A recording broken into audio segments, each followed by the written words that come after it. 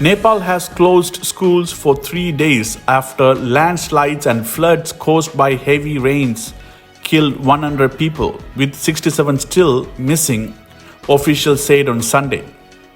Flooding in the Kathmandu Valley halted traffic and normal life, with 37 deaths recorded. Damaged schools and universities need repairs, prompting closure in affected areas. The Bagmati River rose 7 feet above the danger level due to record rainfall.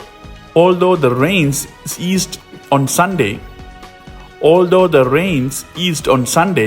experts attributed the downpour to a low-pressure system. Unplanned development and poor drainage worsened the flooding, experts noted.